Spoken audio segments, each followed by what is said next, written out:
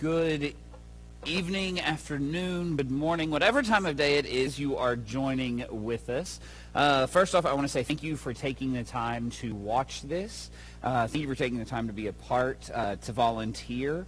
All of our volunteers, our staff, anybody that works with children is required to yearly go through Safe Sanctuary. So if you're watching this video, it means that you are one of our volunteers, one of our staff, someone who has agreed to help us serve in some capacity. So thank you for being here. Thank you for being a part. Thank you for joining with us. We are doing this a little bit differently than we have in the past.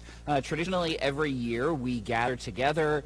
We offer a couple of different sessions for Safe Sanctuary. This year, we've had issues getting everyone together, being in large groups. So we wanted to offer a way to meet with Safe Sanctuary while still being able to be safe. So if you're watching this video, there is one final step. I need you to watch the video all the way through, and then there will be a short list of 5 questions that you have to answer. We need you to bring those 5 questions back answered. They need to be correct. They're not hard. They're not meant to trick you. We just need some proof that you watched the video and you listened to what was going on. So after you watch this, please get a list of those questions from the church office, from one of our staff members. Fill it out, get it back to us, and we'll make sure that gets into your file. As I said, Safe Sanctuary is an important part of what it is to be a volunteer or a staff member when you work with our children and our students. It's a policy that's designed to keep all of our children safe. We want to create a safe environment. We want to create an environment where they can worship, where they can learn, where they can get to know Jesus, but we want to make sure that we keep everybody safe. And that's twofold. We want to make sure that our students are taken care of, that our children are kept safe. But in this day and time, it's also difficult because we have seen several false allegations that have come from children. Not here at this church, but across churches in our state and in the nation. There have been times where volunteers have been alleged to have done something inappropriate, and they were found not guilty, but it took a while, and in the meantime, their reputation had already been ruined. Many people already believed they did it. And so as we go through Safe Sanctuary, what I want you to hear is not only are we trying to create a safe environment for the children and our students, but we're also trying to create a safe environment for you, a place where you can volunteer while at the same time ensuring that you can't be alleged of doing something that was inappropriate. When we talk about Safe Sanctuary, we are talking about people that are 21 years or older. So if you're under 21 years, we are still grateful that you're a volunteer, but Safe Sanctuary doesn't quite apply. We still use those volunteers in the nursery and in our children's area, but when we talk about being an adult and when we talk about Safe Sanctuary, it's 21 years and older. One of the key requirements we have is that in order to serve in any capacity, not just Safe Sanctuary, I misspoke a couple of times, but our policy says you have to be 5 years older than the oldest person in a group. So if you're working with 5-year-olds, we can't have 10-year-old volunteers. We need them to have an age gap. Coincidentally, with our senior high, if we've got 17 and 18-year-olds, even though the volunteer might be 21, we require them to be 5 years older. So with an 18-year-old, we require you be at least 23 in order to work with them. This just puts a reasonable age gap in between so that we make sure that the volunteers and the students do not have the wrong idea as to who the volunteers are. Also to make sure no inappropriate relationships happen. This also applies for those that might have any cognitive disabilities, that we require you be cognitively at least 5 years older. We want everybody, regardless of who they are or what they might have faced, to be able to serve, but we also do not want to put our volunteers in a position that they might not be ready for. So we're not just looking at age, we're also looking at their cognitive ability as well. The main rule of Safe Sanctuary is actually rather simple, and it really follows the buddy system. We want to make sure that there are always 2 adults in every space.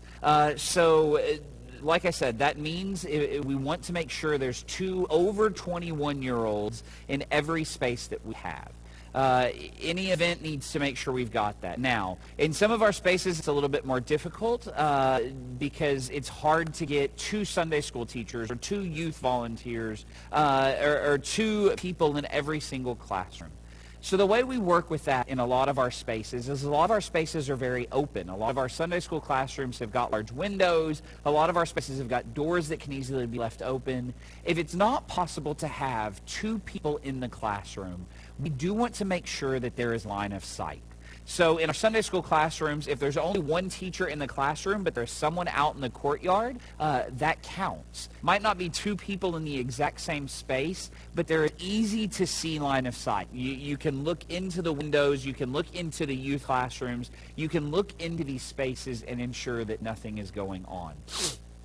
So even if the 2 adult is not being kept in that particular classroom, but within line of sight, then that is safe sanctuary okay. This does not matter how many kids are in the room. It doesn't matter if there are 15 kids are in the room or 1. You still have to follow the adult safe sanctuary. The quantity of kids does not alleviate any of these issues or allow you to ignore line of sight. So just because there's multiple kids in a room with 1 adult does not mean you can shut the curtains or the doors. It only matters how many adults. Again, 2 adults have to be able or to have line of sight.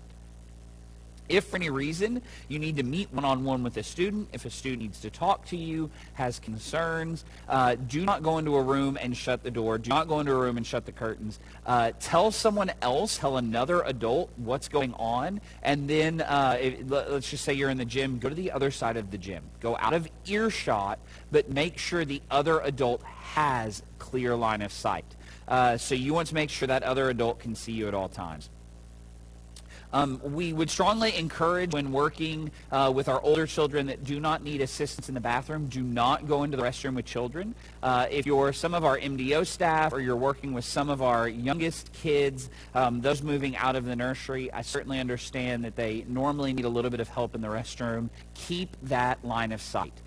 Do not go in by yourself. Make sure there's someone else there that can kind of monitor and witness that. If the children do not need assistance in the restroom, you have no reason going in there. So please do not go in there unless there's an extreme emergency that would require you to be in that space. These rules apply for overnight accommodations as well.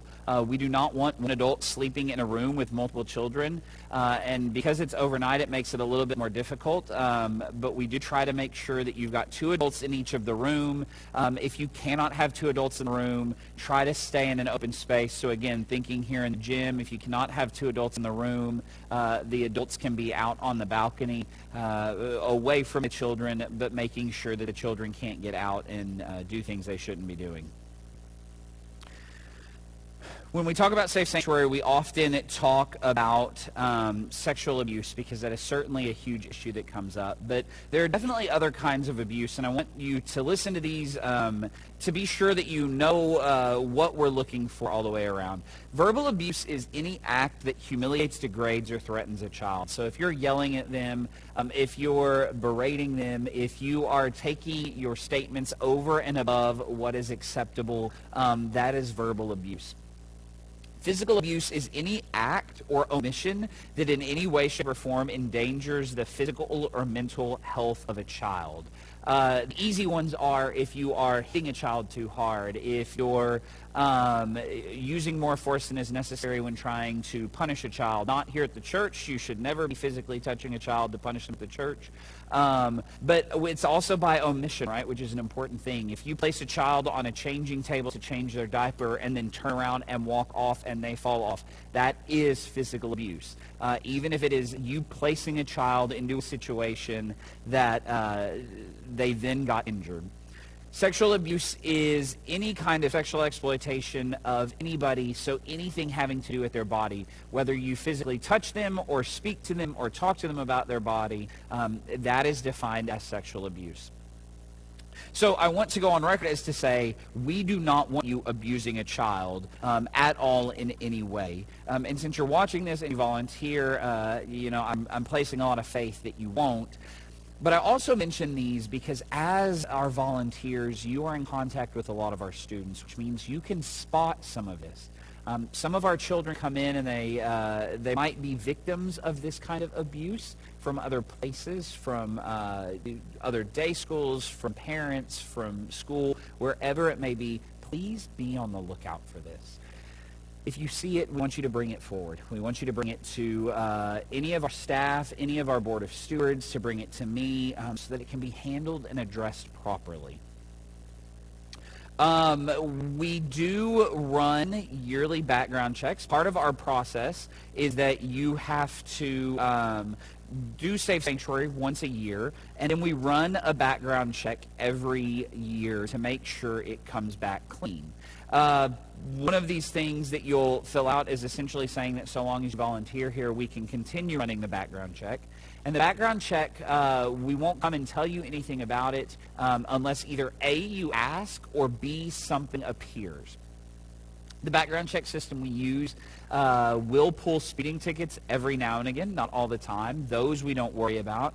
But some of the things we do get concerned about, and some of the things that will immediately allow you to no longer serve, is if any kind of child abuse appears on your background check. It doesn't matter how long ago it was. It doesn't matter what kind of child abuse. Rather, unfortunately, that kind of record sticks with you, and we want to ensure that our children are kept safe. If you have any kind of violent offense, it doesn't matter what it is, murder, rape, assault, domestic violence, anything violent, there are other places you can serve, but we cannot allow you to serve with our children or youth. DUI or DWI is a little bit different.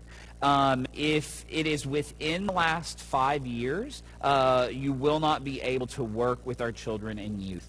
If it is at least 5 years or older, you can work within the Children and Youth Department at the discretion of the Board of Stewards and the pastor, but you are still not allowed to drive. So a lot of this process is still up to discretion. I don't want to say that if you check enough boxes, then you're immediately allowed in.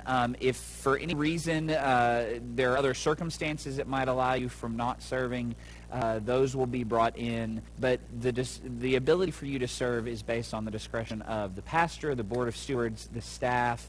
If you have any concerns about that, feel free to let us know. The last thing I want to say is if there is an incident, we never hope there is, but if there is an incident, a couple of things will happen. First off, if you are the one involved in the incident or that's reporting the incident, we will need you to fill out an incident report. We have them available. We'll get you to fill them out that has all of the information. And then from there, how we handle it will depend upon what it is, whether it is abuse at another place, whether it is an incident that happened here. We'll report it to the right authorities as the situation is needed. So that might be CPS, that might be parents, that might be the police, that might be all three, but we will handle the reporting of that accordingly. The one thing I do ask is that in the instance of an incident, please do not speak with the media. Don't post it on Facebook. Don't go out and tell anybody else about it. A lot of these situations are very sensitive, and the more information gets out, the more it gets twisted, the more it gets difficult. Furthermore, the more you say about an incident that either you're involved in or you have limited knowledge about could open you up to significant liability that you don't want. So I would ask that if anything happens, please send anything as far as media requests back to me or whoever the pastor is, to the Board of Stewards, and let them handle it. If you have any questions about any of this process, if you have any other questions about anything in general, feel free to let me know. But again, please fill out the questions and get them back to us. That way you can serve. Thanks.